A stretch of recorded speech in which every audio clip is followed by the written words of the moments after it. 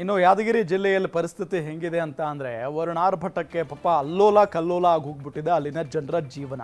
ಆ ಭೀಮಾ ನದಿಯ ಪ್ರವಾಹಕ್ಕೆ ನಡುಗಡ್ಡೆಯಾಗಿದೆ ರೋಜಾ ಗ್ರಾಮ. ನೋಡಿ, ನಿರಂತರವಾಗಿ ಮಳೆ ಸುರಿದ್ರೆ ಭೀಮಾ ನದಿ ಉಕ್ಕ ಹರಿತಾ ಇರುತ್ತೆ. ಭೀಮಾ ನದಿ ಪ್ರವಾಹ ಉಂಟಾದ್ರೆ ಅಕ್ಕಪಕ್ಕದ ಗ್ರಾಮಸ್ಥರ ಪರಿಸ್ಥಿತಿ ಅಲ್ಲೋಲ ಕಲ್ಲೋಲ ಆದಂತೆಯೇ. ಯಾದಗಿರಿ ಜಿಲ್ಲೆಯ ಶಹಪುರ ತಾಲೂಕಿನ ರೋಜಾ ಗ್ರಾಮ ನಡುಗಡ್ಡೆಯಲ್ಲಿರೋ ಗ್ರಾಮಸ್ಥರಿಗೆ ವಿಷ ಜಂತು ಕಡಿತದ ಆತಂಕ ಶುರುವಾಗಿದೆ. ರೋಜಾ ಗ್ರಾಮದ ಒಳಗೆ ಹಾವುಗಳು ಬರ್ತಾ ಇರುವಂತ ಹಿನ್ನೆಲೆ ಇಡೀ ಊರೇ ಖಾಲಿ ಮಾಡಿದ್ದಾರೆ ರೋಜಾ ಗ್ರಾಮಸ್ಥರು. ಅಂದ್ರೆ ಪ್ರವಾಹ ಉಂಟಾದಂತ ಸಂದರ್ಭದಲ್ಲಿ ವಿಷ ಜಂತುಗಳೆಲ್ಲವೂ ಕೂಡ ಗ್ರಾಮದ ಒಳಗೆ ನುಗ್ಗಿ ಬಿಡ್ತವೆ. ಅವುಗಳ ಕಡಿದ್ರೆ ಮುಗಿದೇ ಹೋಯ್ತಲ್ಲ, ಜೀವನೇ ಹೋಗಿಬಿಡುತ್ತೆ, ಹಾವುಗಳೆಲ್ಲ ಬರ್ತವೆ. ಹಾಗಾಗಿ ಭಯದಿಂದ ಪಾಪ ರೋಜಾ ಊರಿನ ಜನ ಎಲ್ಲರೂ ಕೂಡ ಆ ಊರನ್ನ ತೊರೆದು ಬೇರೆ ಕಡೆಗೆ ಹೋಗ್ತಾ ಇದ್ದಾರೆ ಅನ್ನೋದು ಗೊತ್ತಾಗ್ತಾ ಇರುವಂತ ಮಾಹಿತಿ. ಇನ್ನು ಇತ್ತ ಹೊಸೂರು ಗ್ರಾಮದಲ್ಲಿ 65 ಕುಟುಂಬಸ್ಥರನ್ನ ಸ್ಥಳಾಂತರ ಮಾಡಲಾಗಿದೆ.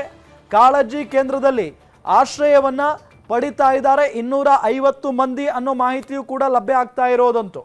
ಇನ್ನು ಭೀಕರ ನೆರೆ ಪರಿಸ್ಥಿತಿಗೆ ಜಾನುವಾರುಗಳ ಅಂದ್ರೆ ಮೂಕ ರೋಧನೆ, ಈ ದೃಶ್ಯವನ್ನು ನಿಮಗೆ ತೋರಿಸ್ತಾ ಇದ್ದೀವಿ.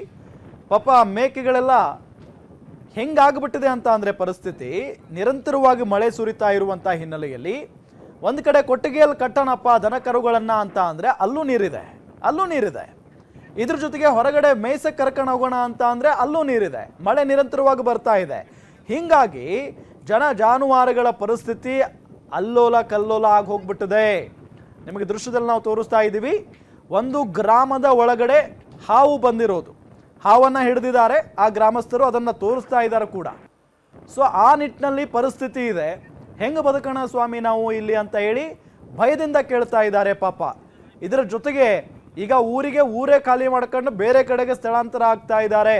ಒಂದಿಷ್ಟು ಜನರನ್ನ ಜಿಲ್ಲಾಡಳಿತ ಈಗ ಕಾಳಜಿ ಕೇಂದ್ರಕ್ಕೂ ಕೂಡ ಸ್ಥಳಾಂತರ ಮಾಡಿದೆ ಅನ್ನೋ ಮಾಹಿತಿಯೂ ಕೂಡ ಲಭ್ಯ ಆಗ್ತಾ ಇದೆ. ಈ ನಿಟ್ಟಿನಲ್ಲಿ ಭೀಮಾ ನದಿ ಉಕ್ಕಿ ಹರಿದ್ರೆ ಅಕ್ಕಪಕ್ಕದ ಅಂದರೆ ನದಿ ಅಕ್ಕಪಕ್ಕದ ಗ್ರಾಮಸ್ಥರಿಗೆ ಯಾವ ರೀತಿಯಾದಂಥ ತೊಂದರೆ ಆಗುತ್ತೆ ಅನ್ನೋದಕ್ಕೆ ಉದಾಹರಣೆ ಇದು. ರೋಜಾ ಗ್ರಾಮದ ಸುತ್ತ ನೀರಾಗಿ ಹಾವು ಚೇಳು ಒಳಗಡೆ ಬರ್ತಾ ಇದೆ. ಬೇಕಾದ್ರೆ ಮೆಂಬರ್ ಬಂದಾರ ಶಾಪುರ್ಲಿಂತ ಇಲ್ಲಾರ ರಾತ್ರಿಗೆ ಅವ್ರಿಗೆ ಕೇಳ್ರಿ, ಅದು ಯಾರು ಅಧಿಕಾರಿಗಳಾರ ಎಲ್ಲ ದೌಡ ಪಟ್ನ ಅಂತ ಶಿಫ್ಟ್ ಮಾಡ್ಬೇಕಿದು. ಏನಾದ ಗತಿ ಅಂದ್ರೆ ಪೂರಾ ಸುತ್ತ ನೀರಾಗಿದೆ. ಎಲ್ಲಿ ನೋಡಿದ್ರು ನೀರೇ ನೀರು ಸುತ್ತ ನೀರಾಗಿ ಕೇಸಿ ಪೂರಾ ಮುಳುಗ ಪರಿಸ್ಥಿತಿಯಲ್ಲಿ ಇದ್ದೀವಿ. ಸಾಯೋದು ಒಂದೇ ಉಳಿದದ, ಹಾವು ಚೇಳು ಒಳಗಡೆ ಬರ್ತಾ ಇದೆ. ಈಗ ಮೆಂಬರ್ ಒಂದೆರಡು ಮಾತಾಡ್ಬೇಕಂತ ಹೇಳಕ್